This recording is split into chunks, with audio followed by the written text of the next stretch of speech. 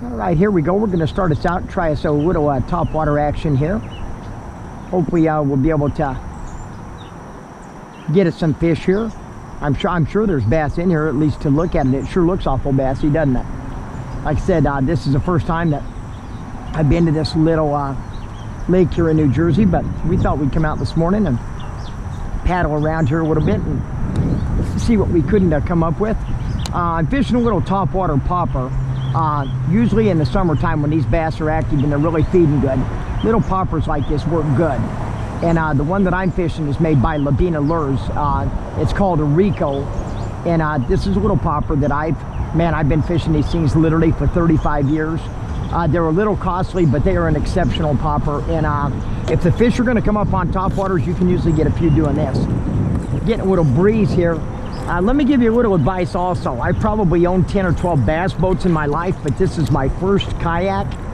If you ever buy a kayak for fishing, don't do what I did. I bought one, and while I really like the kayak, it's a little 10 or 12 foot dolphin, I think they call this.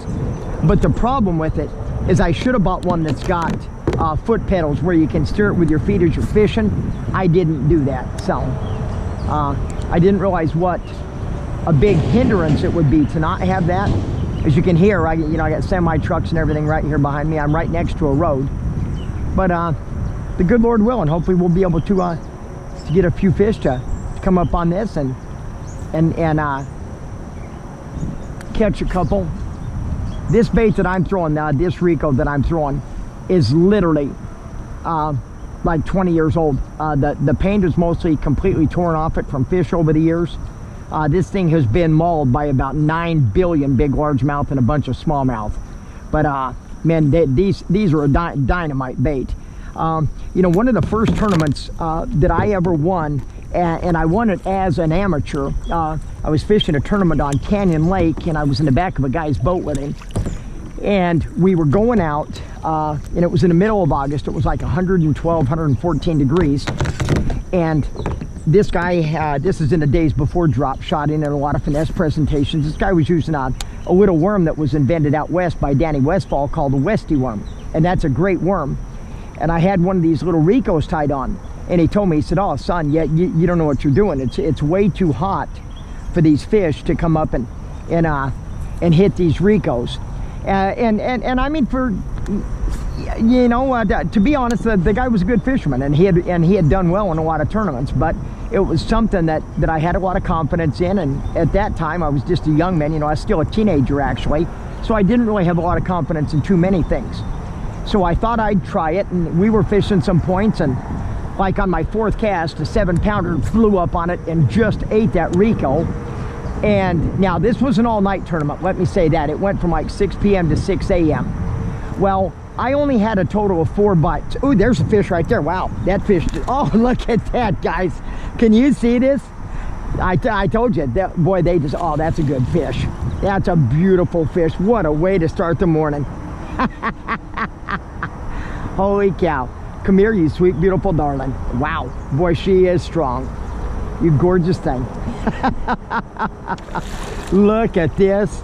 Holy cow. Look at this beauty. She is just, oh, come here, darling. Come on, baby. I just want to touch you, I promise. Oh, yeah, that's a nice fish right there. Come here, darling. Come here.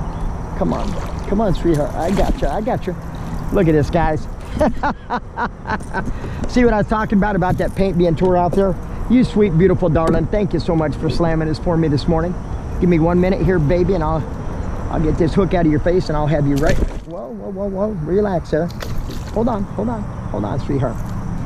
But of all the things you never ever want to forget when you're fishing top waters, I did forget this morning, like a knucklehead, to bring. I did forget to.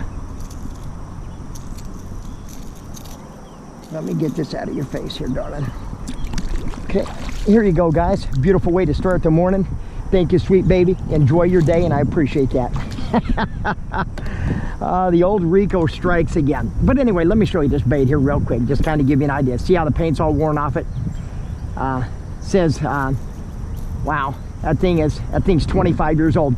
and still, as you can tell, it works great. But anyway, what I started to say is in that night tournament that I was fishing, I only got, wow, big old snapping turtle just come up there. I only got 4 bites. The first one was a 7-pounder that slammed it. Then right at dark, I caught a 6-pounder, so I had 2 fish for 13 pounds. Then I fished different types of plastics and stuff all night. And for whatever reason, even though, you know, years later I would guide on Canyon and Swirl Lake in Arizona and had a reputation of being able to put people on some really big fish. But anyway, that night was very uneventful. The guy that was the boater in that tournament that I fished with ended up, he had a limit. He had 5 small fish. The biggest one was like 2.5 pounds. The rest of them were like 2 pounds. And we were actually fishing a little presentation that predated drop shotting called split shotting. And for me, first thing in the morning, he did something that was smart. He tied on a Zara spook, an original Zara spook, but with all honesty and in hindsight, he just didn't really understand how to fish a spook. He wasn't walking it, he was pulling it, and he didn't get bit. And I went out that day, and I was for the first hour and a half of the morning there, I caught like 4 fish, and I felt bad because he didn't have any poppers, the kind that I was throwing, and I only had the 1. But I ended up winning that tournament. I had 4 fish for 23 pounds. And that was the first time that I had, the second time that I had ever fished a Rico in my life. And it was the first time that I ever fished a tournament. And I ended up, this would have been like 1985, maybe 84. And I ended up winning $2,600 in that tournament as a non-boater, which, you know, man, I thought I was the next Rick Clunn coming down the turnpike. Obviously, as fate would have it, that didn't happen. But anyway, that was a great way to start that. I'm gonna go ahead and shut this GoPro off for a few minutes because the batteries on these things kind of suck. But let me say one thing here, and it's really important. Whenever you're fishing these type of poppers, the worst thing that you can do is pull them. You do not pull them, you do not drag them. You have just a couple of inches slack in your line. Watch this. See how it pops and spurts? That's what you want to do. Typically, right after that second pop like that, let it sit a minute, maybe give it 1 subtle pop, then give it a couple more like that, let it sit for a minute, and they will come up, and I mean sometimes they will, well, you've seen what that one bass did. They will maul it. They will try to destroy it and just rip it out of your hands. But anyway, this is, again, Joe Owens with Joe Owens Custom Baits out here on a beautiful little lake here in central New Jersey. And just trying our luck this morning. Hopefully we'll be able to get a few more fish on here and kind of make a wonderful day out of this. But God bless you and your families. I want all of our customers to know that order from us at joeowenscustombaits.com, that we're very thankful for your business. And one of the ways that we show our appreciation to our customers, if you're not a customer of ours, is all of our orders are shipped nationwide, and we ship free of charge. We never charge you a dime to ship it. We'll ship it anywhere in the United States right to your door. Holy cow, I can't really shut this GoPro off. I had a feeling I'm about to get slammed. Come on, baby, wackadoo, wackadoo. Come on, sweetheart. Eat that bait up, darling. Eat that bait up. What a beautiful morning. Look at that gorgeous sky up there.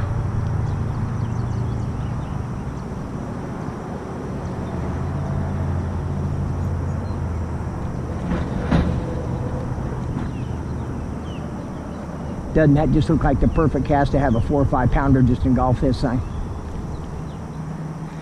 You know, let me tell you one other thing too, and let me emphasize that this is just my opinion. When you're fishing topwater walking baits, if you're going to use braid, I would always recommend that you use a heavy monofilament leader, because you want that to be stiff monofilament on that bait, because it helps the bait to walk better. But when you're fishing these poppers like this is straight 40-pound Gamma braid. I tie it directly to the bait, and I have caught, like I said earlier, I have caught a bajillion fish on this.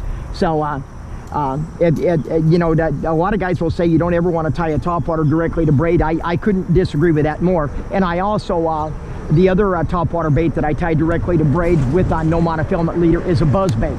In my opinion and in my view, there's no reason to tie a monofilament leader to that bait or to this popping bait. This is 100% reaction is what it is. Now, when you're fishing like a prop bait, like a devil's horse, you have to fish that heavy monofilament.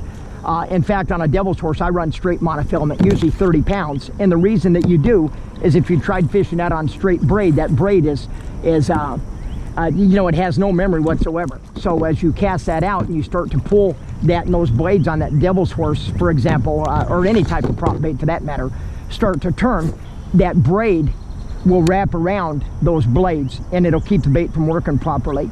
But when it comes to fishing a buzz bait or a little topwater popper like this Rico, no reason in the world not to tie directly to the braid. It gives you the strength, it gives you more sensitivity, allows you to cast a little bit further. You know, for many years, I was always the old school guy that said, nah, you know, I get by without the braid. You know, I don't really need the braid. And yeah, you're right. I got a backlash on braid, which is in itself almost unbelievable, but I guess it happens. This braid's been on here a while though. There we go. Ooh, maybe not. Come on, baby. Come on, get out of there. Really? So, all right, to be continued. Not sure how long it's going to take to get out, but oh, there we got it. Okay, there we go. Good, but the thing about this braid that is a lifesaver. Like I said, you know, I'm old school, and I was the guy that always said, well, I get by with monofilament. And then from that point, you know, I started fishing a lot of crankbaits in tournaments, and that's one of the best baits you can ever fish, by the way, is a crankbait. If you know what you're doing with crankbaits, you can catch numbers of fish and some of the biggest fish that swim. The second largest bass that I ever caught weighed 13 pounds and 9 ounces, and I caught that fish at a